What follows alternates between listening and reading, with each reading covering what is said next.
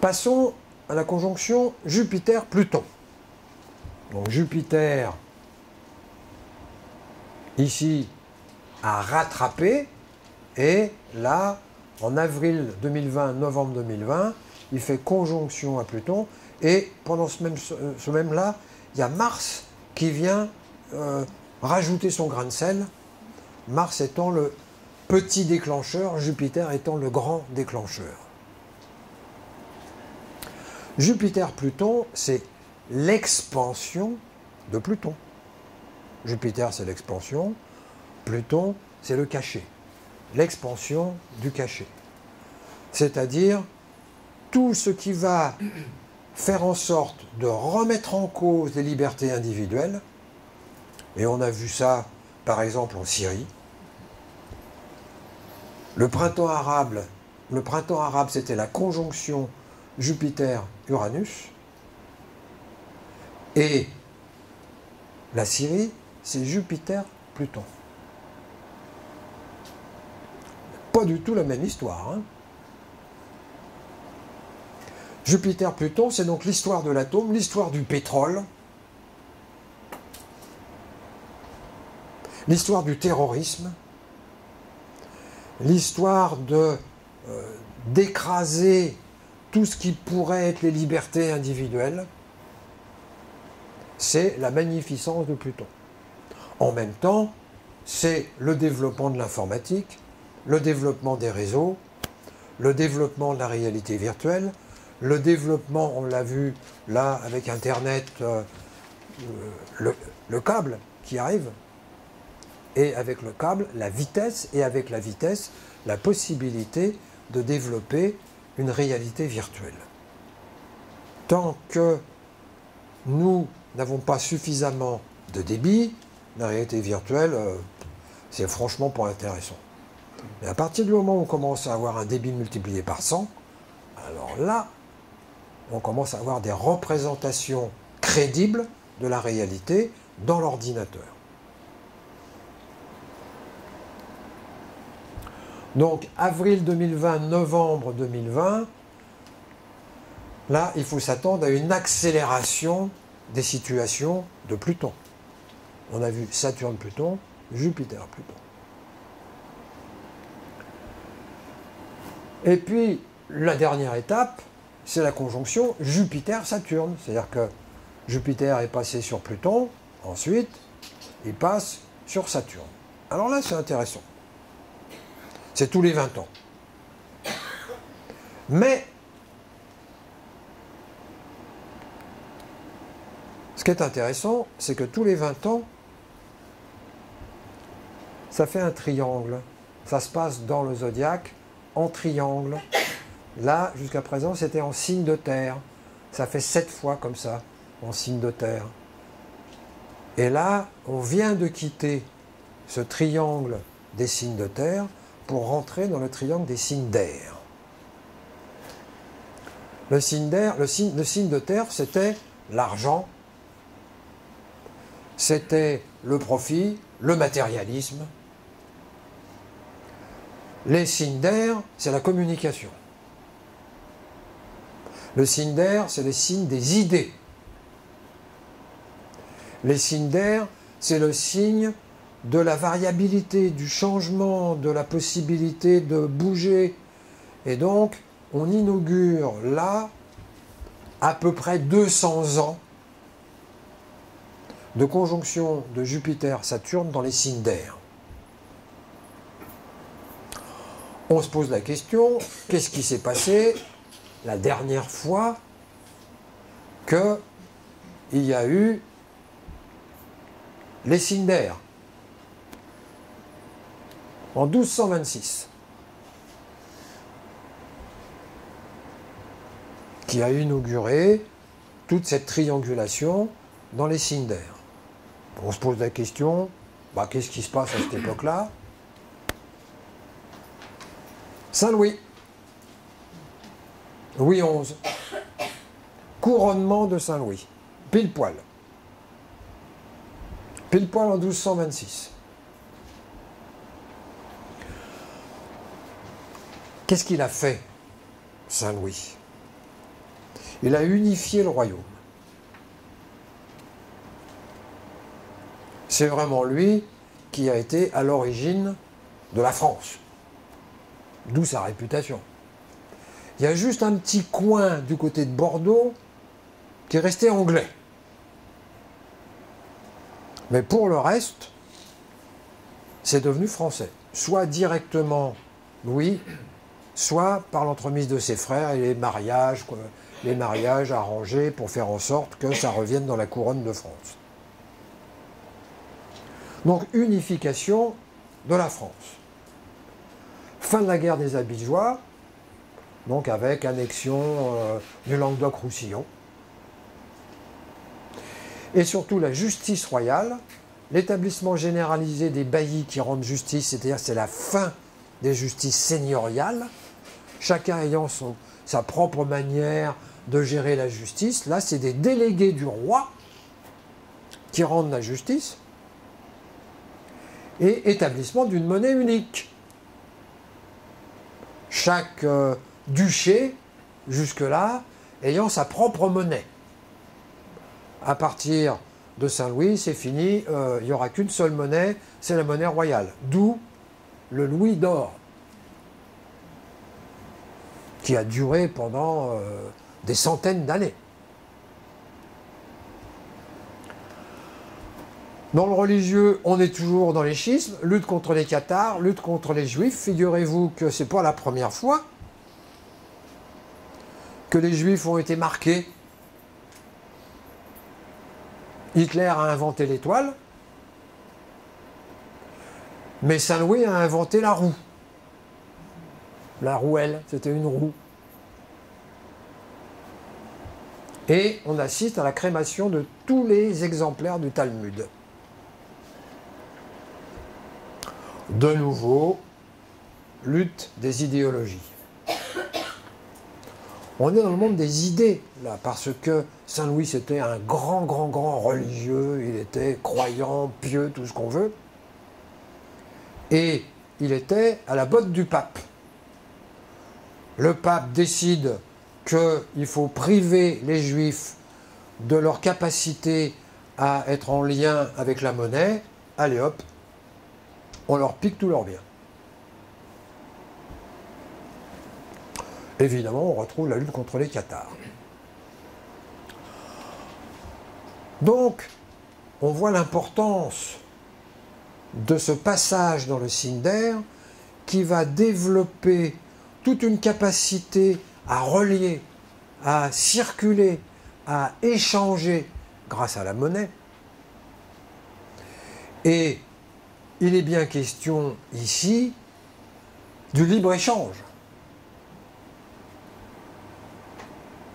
et de comment ce libre-échange jusqu'ici a été au profit des États-Unis, et que quand c'est plus profitable, qu'est-ce qui se passe?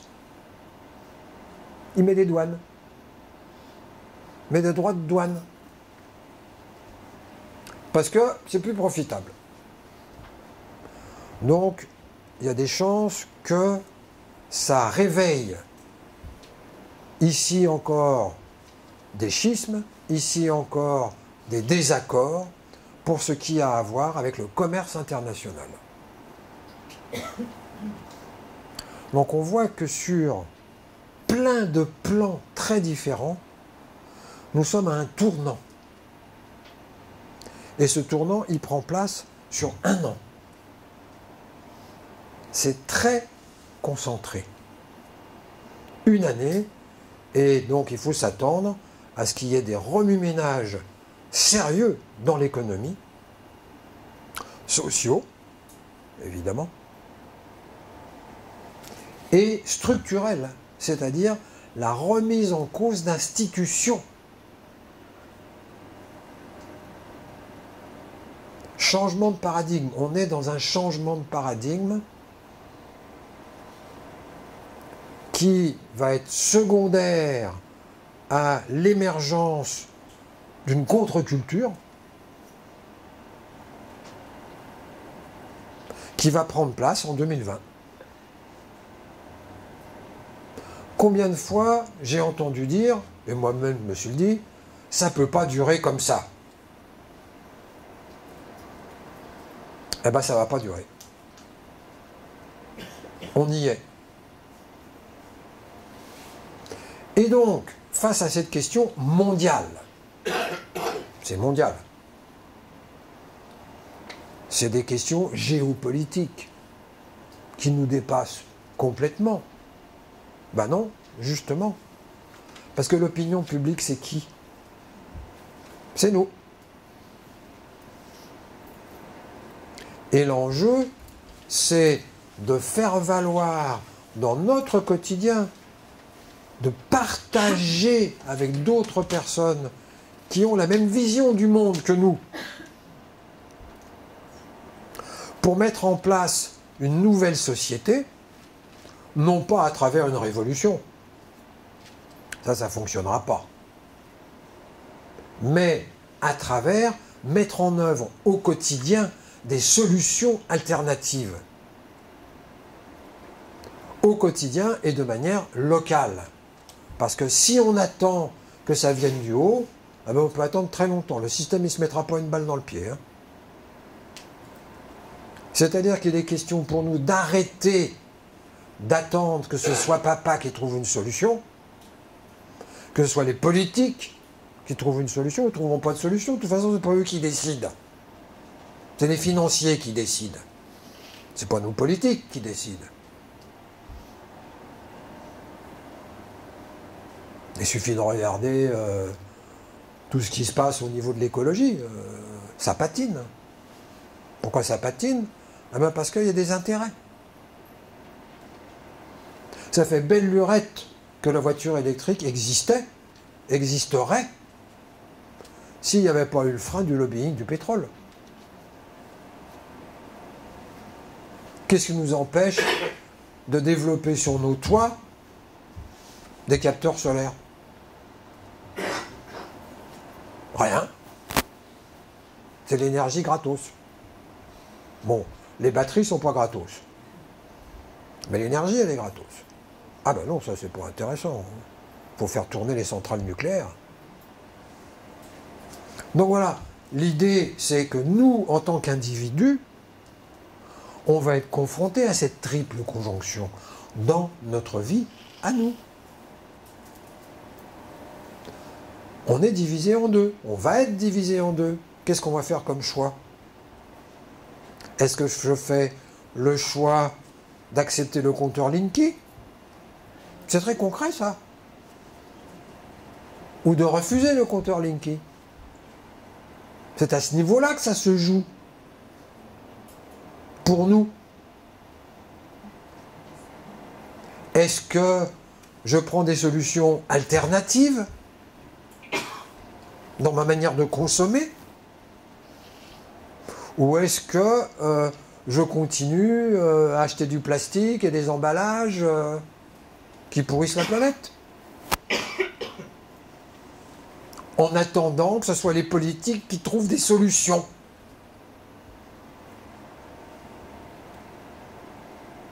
Si je consomme différemment, je suis tout puissant. Les entreprises, elles marchent avec les consommateurs. Hein. Si je change ma manière de consommer, eh ben, le système il va changer. On ne pourra pas faire autrement. Hein. Regardons ce qui s'est passé avec les Gilets jaunes. C'est passionnant l'histoire des Gilets jaunes. Les Gilets jaunes font savoir, et ils le font toujours savoir, parce que c'est pas réglé, hein, que le système leur convient pas. On leur pose la question, qu'est-ce que vous voulez? Ils ne savent pas. Pourquoi ils ne savent pas? Parce que pour le savoir, encore faut-il discuter entre eux. Encore faut-il que entre eux, ils mettent en place une hiérarchie participative. Ah, là est le problème. Parce que pour s'intégrer à une hiérarchie participative, il faut changer complètement ses habitudes. Ça ne suffit pas de dire « je veux autre chose ». Ça veut dire changer dans la relation à mon voisin ma manière de me positionner, comme quoi j'ai raison et que l'autre il a tort.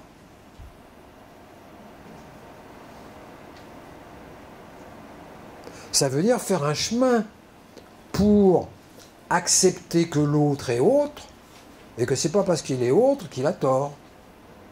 Et que je peux m'enrichir de sa différence et non pas nécessairement être contre sa différence. Ça suppose des négociations, ça suppose d'être à l'écoute, ça ne s'invente pas ça. Hein. Quand une entreprise se met à mettre en place un management participatif, eh ben, je peux vous dire que c'est un sacré boulot. Parce que justement, il y a des résistances individuelles. Il y a des personnes qui ne veulent absolument pas être responsables. En quoi que ce soit, même une petite responsabilité.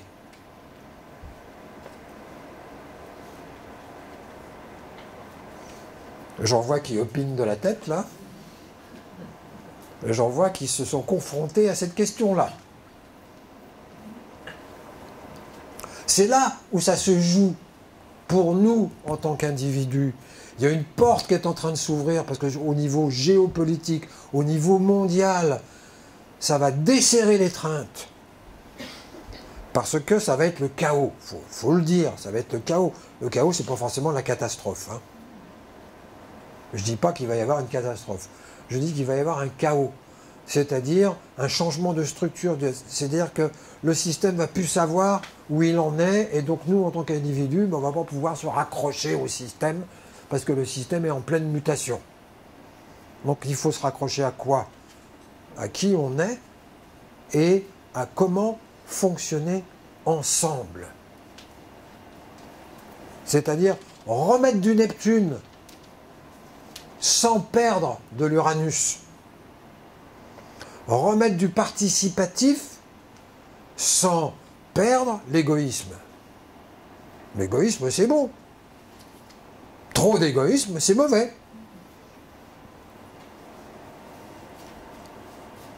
L'égoïsme, c'est l'émergence de la conscience individuelle. Pas d'égoïsme, pas de conscience individuelle.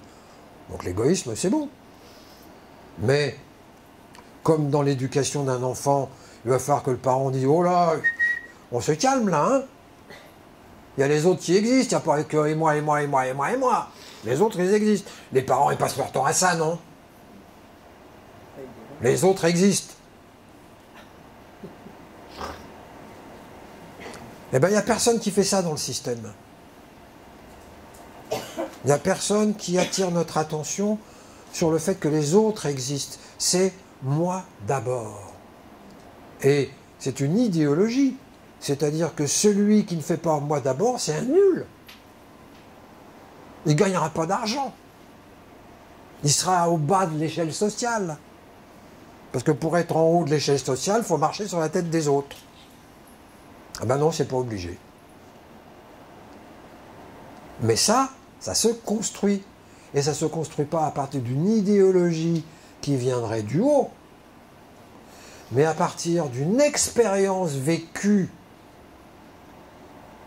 de pouvoir trouver à dialoguer avec des personnes qui sont étrangères, qui pensent autrement et qui ont la possibilité de collaborer grâce à leurs différences. Mais ça, c'est facile à dire. Figurez-vous que ça commence dans le couple.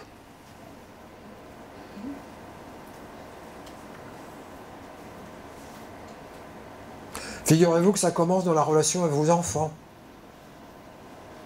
Pas la peine d'aller chercher midi à 14h. C'est là, dans notre quotidien.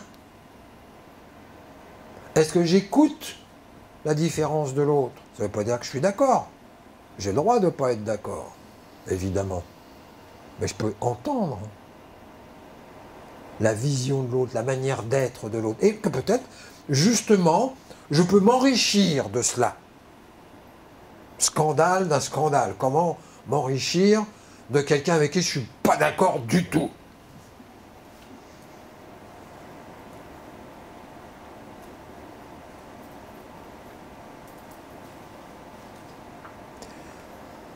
Le monde est en train de changer. La société est en train de changer profondément, on vient de le voir. Il y a des schismes qui sont en train de se mettre en place et qui vont ouvrir des portes. Nous, en tant qu'individus, on peut profiter de cette ouverture culturelle pour justement mettre en place quelque chose qui nous convient mieux dans la manière de vivre ensemble.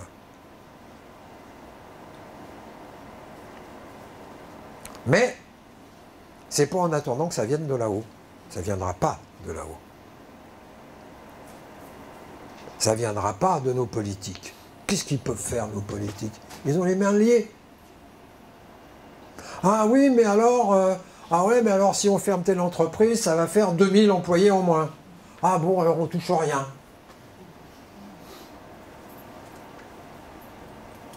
Ils ont les mains liées. Et si vous êtes attentif et attentive, à Montpellier c'est vrai, dans le petit village où j'habite c'est vrai, il y a une multitude d'essais de collaboratifs. Ça fourmille.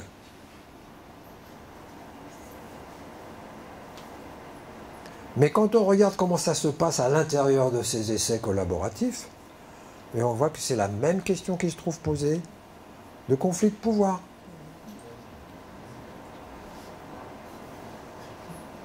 Parce que tant que chacun ne fait pas ce chemin de découvrir, pas de comprendre, de découvrir que je suis unique, et donc personne ne peut me piquer ma place, puisque je suis unique. Je n'ai pas à craindre l'autre. Il ne peut pas me piquer ma place, puisqu'il est autre. Il est différent. Donc il a une place autre dans l'univers. Il ne peut pas me piquer ma place. À partir de ce moment-là, ça devient quand même plus cool.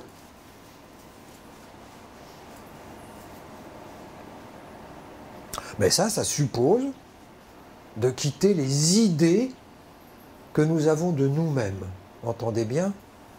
Nous passons notre vie à vérifier les idées que nous avons de nous-mêmes, alors que cette idée que nous avons de nous-mêmes ne correspond pas à qui nous sommes. Et je déploie énormément d'énergie à vouloir correspondre à qui je ne suis pas. Ça vient de l'enfance, ça vient de la relation aux parents, voilà. C'est tout un chemin. Mais si ce chemin ne se met pas en place dans ma vie, je vais attendre que ce soit quelqu'un là-haut qui trouve la solution. Eh bien, dans le chaos qui est à venir, il va devenir évident que la solution ne viendra pas de là-haut. Et chaos, c'est pas catastrophe, hein. D'accord? Chaos, c'est je ne sais pas où ça va. Chaos, je ne discerne pas de futur. Chaos, c'est en plein mouvement, en plein changement, en plein bordel de transformation. Et fondamentalement, chaos, c'est quoi? C'est naissance. La naissance est un chaos. Par nature. C'est pas cool la naissance, hein. C'est chaotique. C'est une transition. C'est un changement d'état, la naissance. Et tout changement d'état, c'est pas moi qui le dis, c'est les physiciens qui le disent. Tout changement d'état est par nature chaotique. Donc on est en plein, là, 2020, dans cette mutation de la société. On va plus pouvoir compter sur la société pour m'apporter des solutions.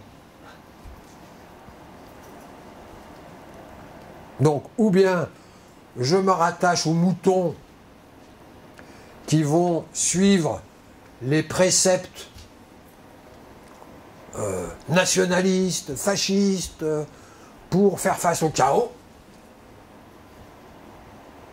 ou bien j'utilise cette situation pour mettre en place dans ma vie un système collaboratif qui n'était pas possible auparavant parce qu'on était trop intéressé par la stabilité. Ben là, je vais pouvoir être intéressé par la stabilité, il va plus y en avoir. Hein? Ça va passer. Mais 2020, ça va pas être tranquille. Ça va partir tout azimut. On l'a vu, hein. Schisme, découverte de choses qu'on ne connaissait pas auparavant. Ouverture de réalité virtuelle. Je crois qu'on n'imagine même pas l'impact que ça va avoir sur notre conscience. À savoir l'émergence d'une autre réalité que celle qu'on connaît. Et d'une réalité efficiente. Hein.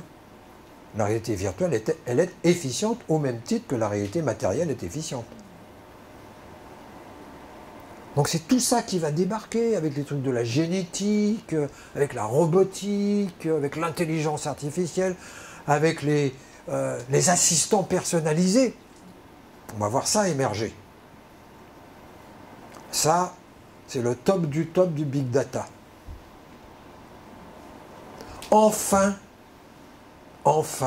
vous allez être compris par quelqu'un. Votre assistant personnalisé.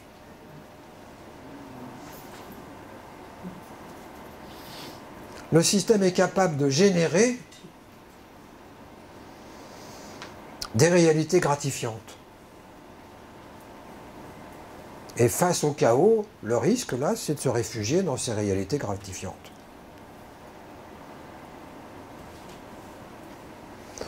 Voilà. 2020, année de transition, année de changement, année de mutation.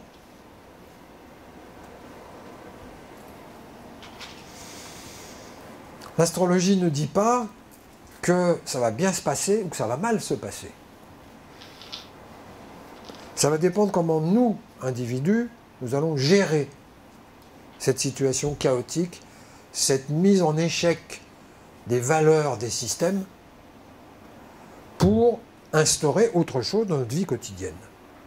De participatif, la clé, c'est la participation. C'est faire quelque chose avec les autres, pas tout seul dans son coin.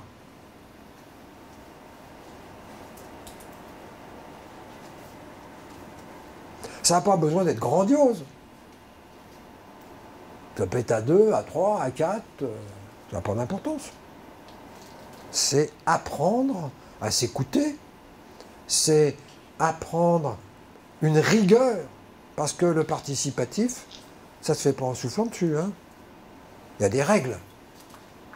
Si ces règles ne sont pas respectées, ça ne marche pas.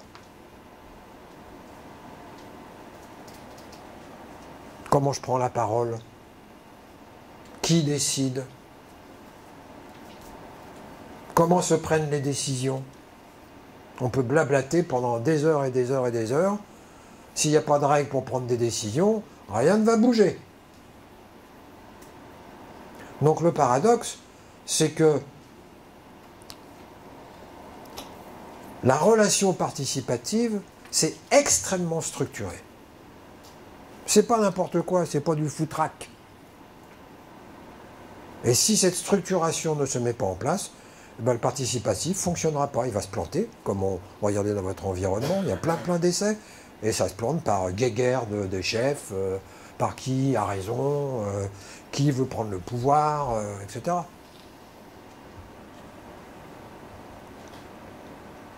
Le bac à sable. Je te file un coup de râteau parce que je vais te piquer ton seau. Ben voilà. Donc voilà, on est à ce tournant. Et la question, c'est qu'est-ce que je vais faire? Parce que ce tournant ne dépend pas de moi. Ça dépend des choix politiques et des choix géopolitiques des Chinois, des Américains, de l'Inde. Qu'est-ce que je peux faire, moi, là-dedans? Ben, ce que je vous disais. profiter de l'instabilité du système pour, hop, planter mes salades. Pour développer quelque chose qui n'était pas envisageable auparavant, parce qu'on avait trop de bénéfices à rester dans le système.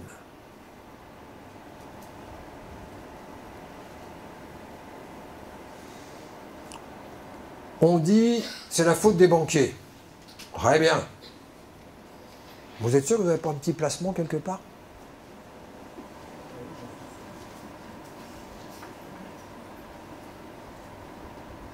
Une petite caisse d'épargne? On profite du système.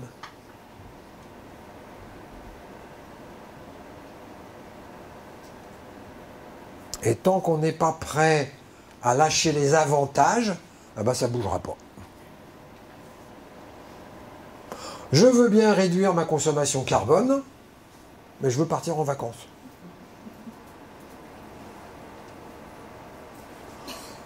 Oh mais en vélo, c'est trop fatigant.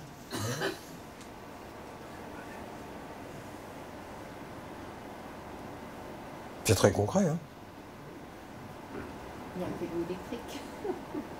Bah, le vélo électrique, ça ne change pas beaucoup de la consommation carbone, parce que ça consomme du courant. C'est comme la voiture électrique. C'est un mythe de croire que c'est un véhicule propre. Bon, ça n'émet pas de particules. Là, je suis d'accord avec vous. Ça fait pas de bruit.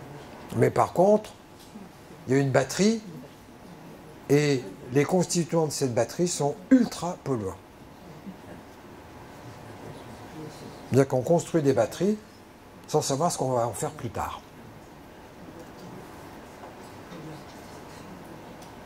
Voilà l'hypocrisie du système. Mais c'est notre propre hypocrisie. Je veux bien faire du vélo, mais le vélo électrique, c'est pas mal quand même.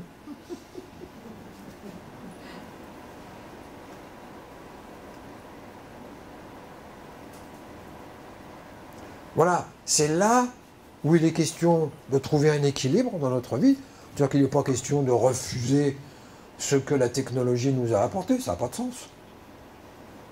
Mais il est question de trouver un équilibre entre ce que je consomme et ce que je pollue et trouver des alternatives. Il n'y a pas des alternatives à tout. Ben, très bien, je ne suis pas non plus nécessaire d'être dans un mode de fonctionnement idéologique. Soyons pragmatiques. Il y a des choses dont je ne peux pas me passer. Et ben, si je ne peux pas m'en passer, je ne peux pas m'en passer. Mais il y a des choses dont je peux me passer. À ce niveau-là que ça se joue. Et c'est à ce niveau-là que la société étant en pleine déconfiture et en plein changement et en pleine remise en cause, et notamment l'Europe, hein, là il y a toute l'histoire des Anglais, là. Évidemment, ça va se passer en 2020, c'est couru d'avance. Hein. Parce que le cycle Jupiter-Saturne, c'est le cycle de l'Europe.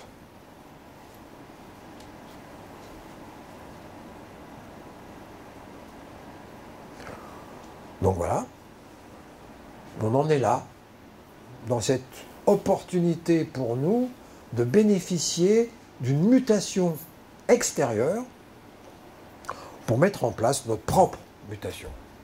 C'est là où nous avons la possibilité de participer en devenant des consommateurs alternatifs.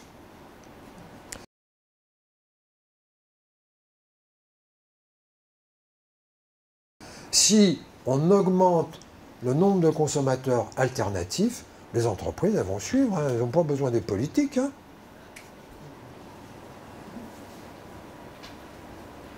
Ça nous appartient. Voilà. Des questions? Par rapport à ce changement, comment on peut penser à Davos, ce qui se passe à Davos aussi? Oui.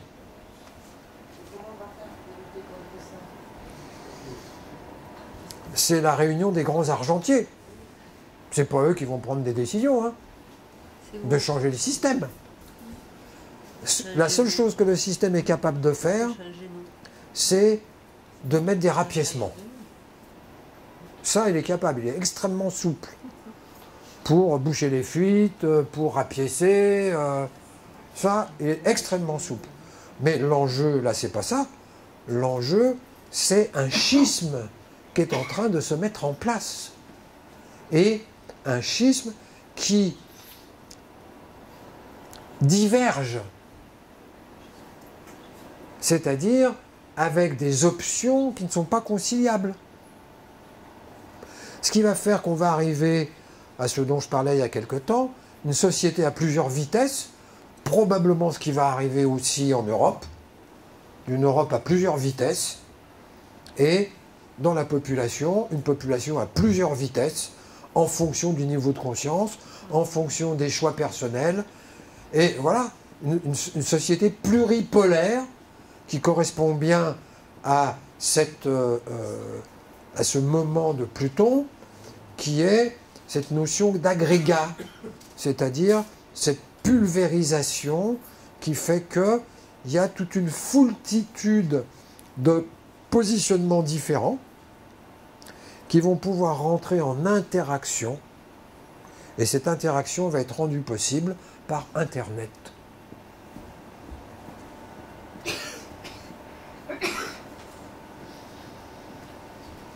On le voit déjà avec un certain nombre de mouvements, c'est-à-dire que des gens qui sont éloignés vont pouvoir échanger à travers la réalité virtuelle, les téléconférences, voilà, etc.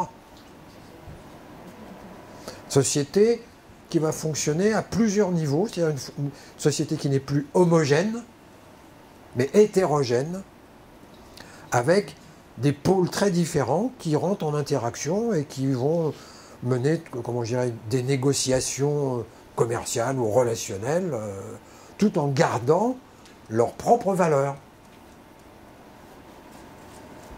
On pourrait parler de communautarisme.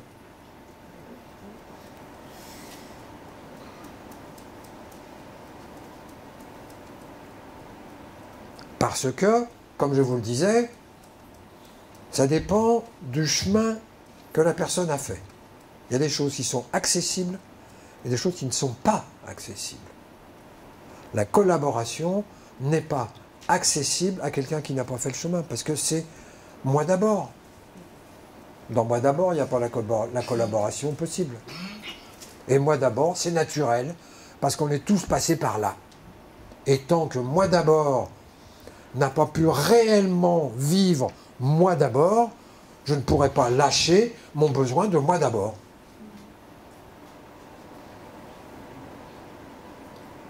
Ce n'est que parce que et quand j'ai pu vivre moi d'abord que je vais pouvoir en voir les conséquences et que je vais pouvoir décider, bon, alors maintenant ça va, c'est bon, je passe à autre chose. Mais je ne peux pas passer à autre chose si je n'ai pas construit ça à l'intérieur de moi. Si je n'ai pas construit mon pôle créateur à l'intérieur de moi, je ne vais pas pouvoir collaborer. Parce que je vais rentrer dans le pôle créateur de l'autre. Et donc du coup, ben voilà, c'est je vais lui en vouloir, je vais être jaloux, nanana, etc. Tout ce qu'on voit dans les systèmes relationnels. Il y a beaucoup de la société aussi qui a peur, on sent la peur. Je suis d'accord. Ça bloque. Je suis d'accord. Je suis d'accord. Mais le système génère la peur. C'est-à-dire, il n'y a pas d'alternative à ce que je vous propose. Si vous voulez sortir de ce que je propose, c'est le chaos, ça va être la mort, ça va être la catastrophe, etc. Prouvons que c'est pas vrai. Et justement, vous avez parlé du fameux triangle Oui. des signes d'air. Oui. Et vous avez dit que c'était un triangle qui amenait à la communication.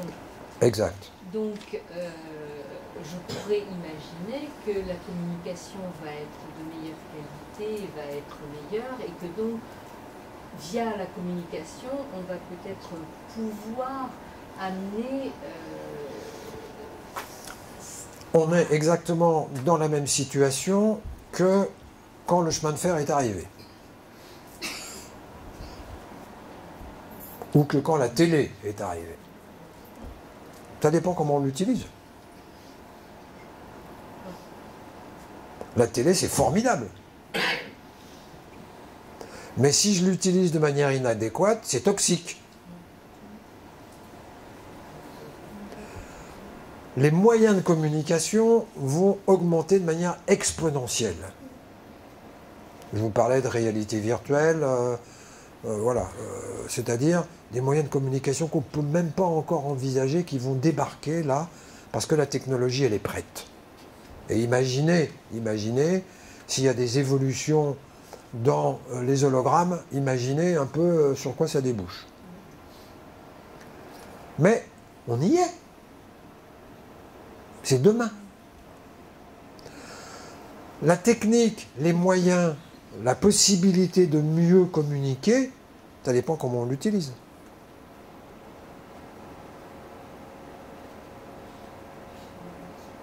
On peut l'utiliser pour s'intoxiquer, on peut l'utiliser pour intoxiquer l'autre, on peut l'utiliser pour fuir la réalité.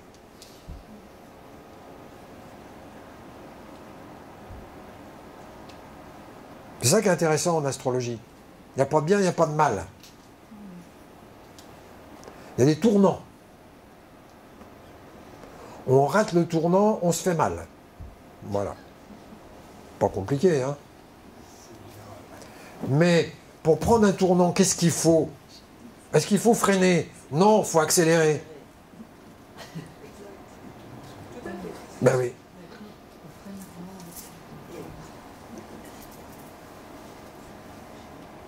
Donc l'enjeu n'est pas de freiner, de craindre. Madame parlait de la peur. La question n'est pas de craindre cette mutation de la société qui va être chaotique. Bien au contraire.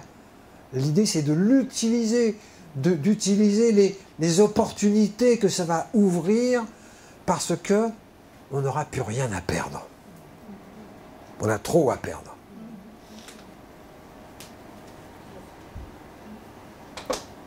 Trop de sécurité à perdre, trop de choses habituelles, d'idées, de projets, voilà. Là, il va falloir inventer, il va falloir être sur le coup pour trouver des solutions que le système n'apporte pas, ou n'apporte plus, ou n'apporte de manière insuffisante. Ou insatisfaisante. Ou insatisfaisante. Plus qu'insatisfaisante, toxique. Moi, ce que j'aime bien, c'est qu'à l'heure actuelle, dans certains magasins, on peut apporter son paquet et acheter uniquement le contenant et ne pas avoir le contenu. Et ça, c'est quand même quelque chose d'assez fabuleux qui commence à se développer. Ça commence. Et c'est par des petites choses comme ça qu'on va pouvoir évoluer et faire évoluer. Je suis d'accord. Mais pourquoi ça pédale dans la semoule? Parce qu'on n'a pas le couteau sous la gorge. L'humanité n'évoluera pas si elle n'est pas obligée de le faire. Et 2020, c'est une opportunité. Parce que justement, le système va se gripper d'une manière ou d'une autre. Et c'est l'opportunité justement de dire, bon alors, bon alors là, il va falloir trouver une autre solution. Là.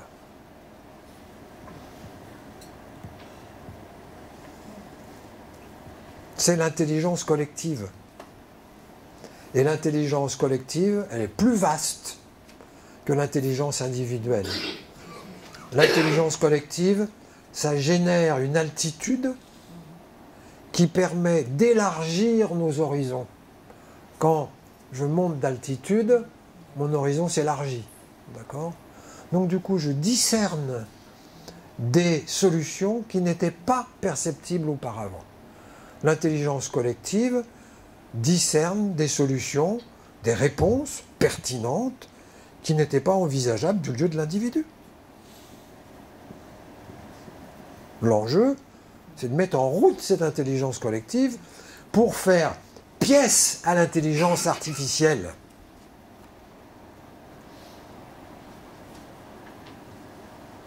Pour faire face à l'intelligence artificielle. Si on reste avec notre petite intelligence individuelle, le système va avoir raison de nous, hein. Ça, il n'y a pas de doute là-dessus. L'idée, c'est de développer cette intelligence collective, qui ne peut se faire que par participation. Alors, on rentre dans l'ère de la communication, c'est l'opportunité de développer une communication participative. Mais ce n'est pas le système qui va fournir la participation. Le système va fournir la communication. Après, c'est notre manière d'utiliser la communication qui va justement, hop, introduire ce petit plus, ce germe qui, je l'espère, va pouvoir faire ferment et faire gonfler la pâte.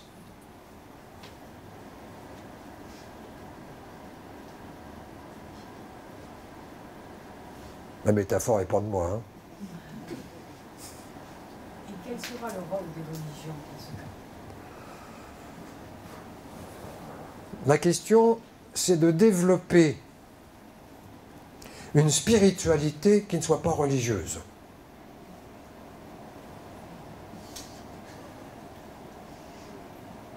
C'est-à-dire une spiritualité qui implique d'être connecté à plus vaste, sans nécessairement avoir l'obligation de se diviser en deux entre le ciel et la terre.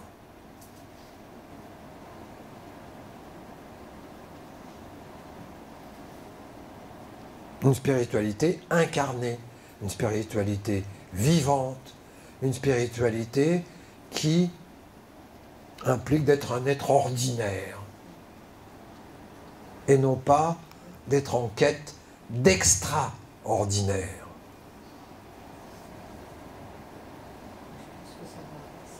Ça va avec le fait qu'on ait une spiritualité et qu'on se remette en question et qu'on cherche d'autres solutions. Ça va avec pour moi. Pas forcément. Le religieux remet l'autre en cause, pas soi-même. Mais justement, si on a une spiritualité qui n'est pas religieuse, on peut Absolument. se remettre en question. Absolument. C'est un tout, en fin de compte. Absolument. Mais ça passe par quelque chose qui est fondamental, qui est l'émergence d'une singularité. Et qu'est-ce qui nous empêche d'accéder à la conscience de cette singularité? Quelque chose de fondamental, qui est que je suis seul depuis que je suis né. Alors là, seul, pas isolé, d'accord? L'isolation, c'est la fuite de la solitude. Je ne suis seul que face à l'autre. Je ne suis pas seul tout seul. Je risque rien tout seul. Je suis isolé, il n'y a personne qui va me remettre en cause, hein.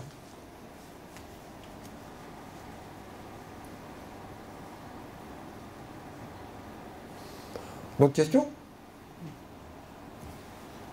Ben alors on va arrêter là alors. Merci. Je vous souhaite une bonne fin de soirée.